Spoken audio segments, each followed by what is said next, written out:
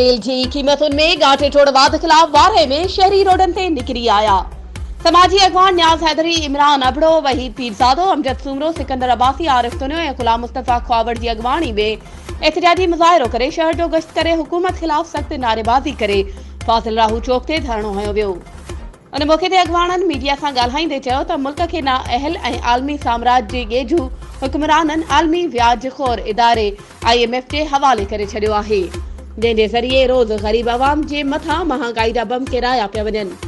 गुज़िरियल राति हिक धक में तेल जी क़ीमत में फ़ी लीटर ते 23 रुपया वाधारो कयो वियो आहे, जेको मिसकीन ऐं ॾुतड़ियल अवाम मथां वॾो ज़ुल्म आहे। अवाम खे हाणे इन ज़ुल्म ऐं इस्तेहसाल ख़िलाफ़ मैदान ते अचण जी ज़रूरत आहे। वधीक ख़बरुनि ऐं अपडेट्स जे लाइ असांजे चैनल खे सब्सक्राइब कयो ऐं हा, बेल आइकन खे प्रेस करणु न विसारिजो त जीअं असांजी हर नई अचण वारी वीडियो तव्हां ताईं पहुची सघे।